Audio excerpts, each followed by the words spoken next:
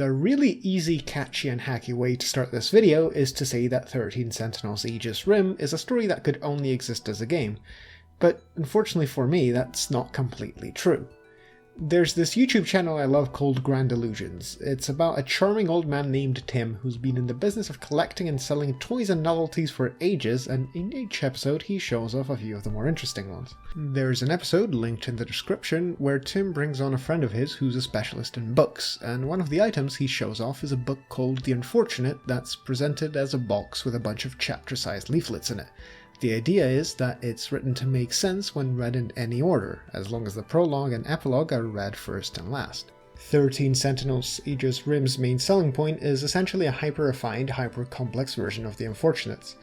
As the title would imply, its story is divided among 13 characters who will wind up piloting the titular Sentinel robots against an invading force of kaiju. Every character has their own individual storyline, with each of the stories being able to be played in almost any order. But there's added complexity here when compared to the book I mentioned. Each character's story is itself divided into 4 to 6 chapters, and you're booted back to the character select after every chapter, free to continue either diving deep into that character's story or to jump into another one that strikes your fancy. Admittedly, this does make it nearly impossible to tell a reasonably paced story and to ensure the player always knows what's going on, so the game doesn't go full balls to the wall with this concept. The game borrows that book's prologue and epilogue trick. There's a roughly 2-hour intro that you have to get through before unlocking the character select menu, and you unlock certain characters by progressing far enough in other character stories. And on top of that, there are blockers stopping you from choosing orders that make completely no sense, or that would spoil moments that are meant to be big by having a character talk about them after the fact. So there's limitations on when you're able to progress certain storylines, mostly by tying it to progress in a different story. For instance, you can't enter the final chapter of Megumi's story before seeing the end of Juro's, because the conclusion of Megumi's character arc depends on events that happen during the final chapters of Juro's. This means the story can and does create a fixed ending point too, as there's a couple chapters that only unlock once you have 100% completion in everyone's stories, and then a sizable epilogue wrapping everything up. That said, these blockers are rare enough that you're almost always choosing from 9 or more available characters. Almost all of the story is told through these character stories, which are effectively visual novels masquerading as adventure games. You do have full character control on a 2D plane the way you would in an adventure game, but you're not solving puzzles, you're just walking up to characters or sometimes objects and pressing A to initiate the next bit of dialogue. I counted an astounding total of 2 very simple puzzles more complex than press A on thing or talk to person about X over the course of 40 hours, and one of them was complete ass. There's a more traditional game in 13 Sentinels in what the game calls Destruction Mode, as opposed to the story Remembrance Mode, where you're commanding the Sentinels RTS style in a final battle against the kaiju, which happens at the end of all the stories. But Destruction Mode is by far the most disappointing aspect of 13 Sentinels. Part of this is that I personally just don't find it particularly enjoyable to play, but the main reason is that despite its incredibly simplistic mechanics, I think Remembrance Mode has by far more depth because of the genius way that the story is combined with the ability to discover it in whatever order you choose. I'd even go as far as to say that Remembrance Mode taken standalone is a better game than Destruction Mode taken standalone despite having traditionally tiny amounts of gameplay. This is because Remembrance Mode's story is such that it actually turns 13 Sentinels, this game about giant robots fighting each other, into one of the finest detective games I've ever played. 13 Sentinels' story is incredibly complex and convoluted. By the end of the prologue, you're dealing with about 4 different mysteries, and the complexity consistently continues to balloon from there into an incredibly complex chain of cause and effect. It's a smorgasbord of different types of mysteries layered on top of each other and interacting with each other. By the end of the game, almost every sci-fi trope I can think of has come into play in some way. The third mode of the game is called Analysis Mode, and it effectively acts as one of those conspiracy boards with 5,000 pieces of information in them connected by red string, because the game does need a full third of it to be dedicated to keep track of everything that's going on. That's just the level of complexity. This creates a constant sense of mystery, both for the main mystery, that being the thing that the game hooks you on from the very first scene, what and why are the Sentinels and the Daimos, and for endless hooks placed within almost every chapter for the smaller mysteries within them. These characters' paths constantly cross and intersect one another, and almost every time you go through a chapter you'll come across someone else who's playable doing something weird that you'll want explained, or that you'll have already seen explained in their path, leading to that pleasant buzz of recognition. There's also several other mysteries not directly connected to characters you can play, like 2 different factions with mysterious objectives, several ominous-sounding tech terms that aren't directly explained, and mysterious characters that repeatedly pop up to do cryptic things, which leaves you to go piece things together without ever having them explicitly explained. This means that character choice within Remembrance mode always feels incredibly meaningful, because you as a player are trying to optimize your understanding of the story. When you choose to play as someone, it's not just arbitrarily choosing what bit of the story to experience. You're making a choice that will affect your understanding of the entire story as a whole, and you're almost certainly using context clues pieced together from previous bits of story to figure out what knowledge you might gain. Gaining a piece of knowledge early on will help make other stories that rely on you understanding it make sense earlier in that story, but by having gained that early mystery knowledge, you might be missing out on understanding crucial details about the story you're gaining that knowledge from to begin with. The game becomes something you play in your own mind. There's no win or lose condition enforced by Remembrance mode, but you're still making decisions that matter and that impact how you interact with it. You're thinking about what you know about each of the characters, what they're like in the stories, how they interact with other characters, how they interact with each of the game's unsolved mysteries, all to decide what mystery is currently the weakest link, which of the things that you don't currently understand is easiest to understand, and which character is best positioned to uncover information that'll let you understand it. Because everything is connected, in the process of uncovering that information you get yourself new leads. There'll be new mysteries that come up in the story, you'll see other characters acting in ways that reveal their connections to other mysteries, and you'll be able to use your new information to consider stuff that seemed incomprehensible before. I didn't refer to analysis mode as a conspiracy board by accident. The main force driving me through 13 Sentinels was piecing together the story, making connections and deductions, using these seemingly disparate bits of information from across the lives of 13 people to come to understand a large picture that initially seems impossible to understand. A very small spoiler that I'll use as an example, though I think this game is best played blind, so if you're very sensitive to spoilers, skip to this timestamp a few seconds ahead.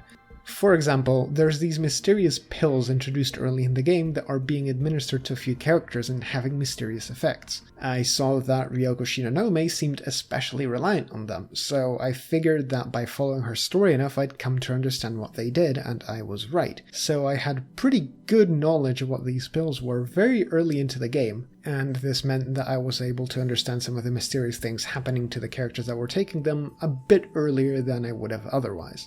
I love detective stories, and the tiny but beloved genre of detective games is one of my favorites. Ace Attorney is probably my single favorite series in all of video games. It's that or Persona anyway, and I love Danganronpa. I've enjoyed plenty of games with different or experimental takes on the concept as well, like LA Noire, Paradise Killer, or Her Story, but they're all limited by the fact that they mechanize the detective aspect.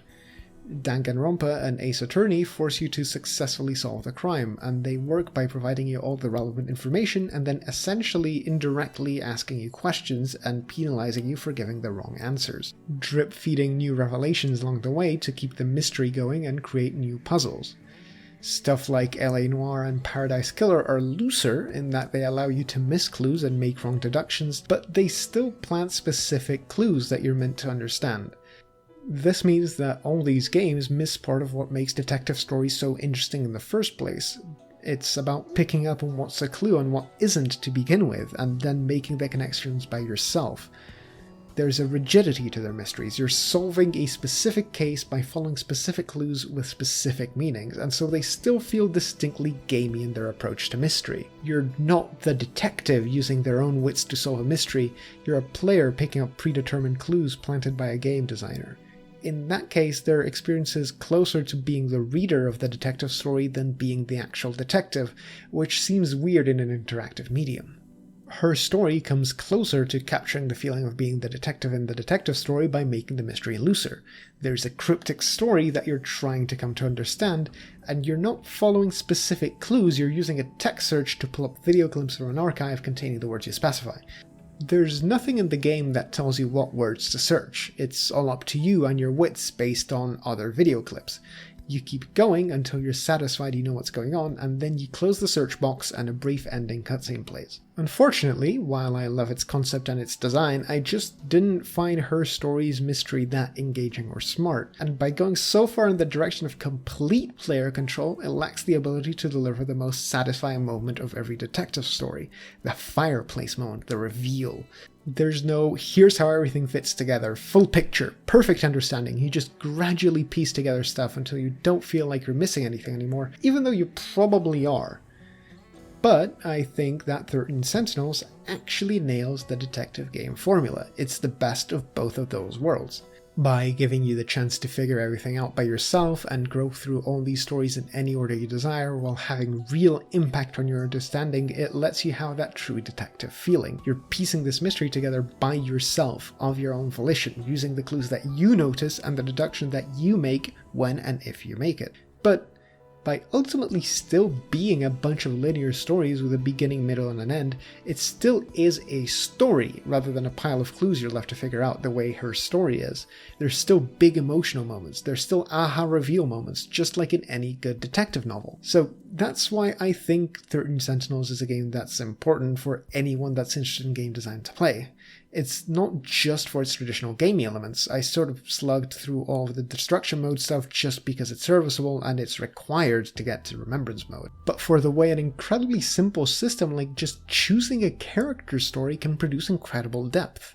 Games aren't any one aspect of themselves. They're not the graphics, they're not the story, they're not the music, and as much as purists like to pretend they are, they're not just the gameplay, they're all of that put together. The ridiculously clever writing of Leito's seemingly simple game system, I found 13 Sentinels Remembrance Mode was a more engaging gameplay experience than many full-fledged RPGs with tons of intersecting systems. Its gameplay and storytelling work together in perfect harmony to deliver an experience that games have been unable to quite nail since at least 1990 with Sid Meier's covert action.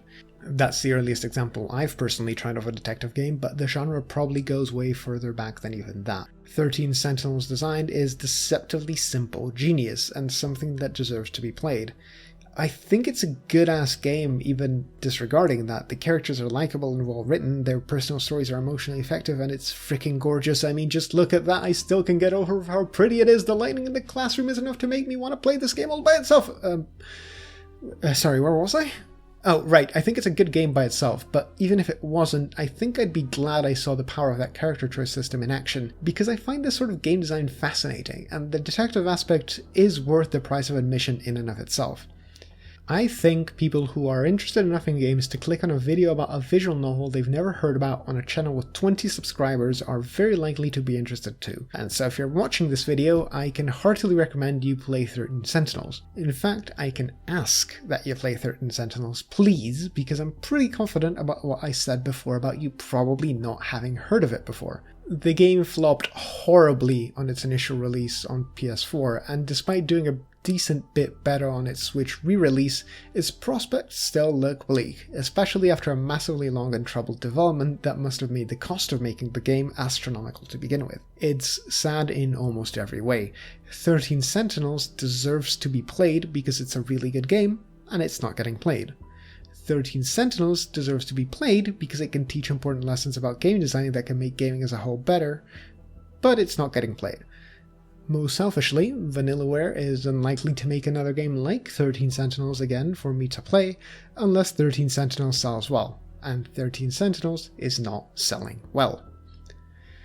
Honestly, I think if you're at all interested in anything I've said above, I can't encourage you enough to play this game. It's not perfect by a long shot. Destruction mode is serviceable at best, a few of the characters are quite boring. I personally really didn't enjoy Miura, and Fuyusaka never quite clicked with me. Analysis mode is a bit sprawling and hard to navigate, and a select few of the many mysteries are resolved in ways that I found disappointing, including some of the really big revelations near the end. But man, there's so little out there that's as interesting and unique and worth playing as 13 Sentinels, both as someone who's interested in game design, as someone who likes unique gimmicks, and even as someone who just plain enjoys playing good-ass fucking games. Please play it.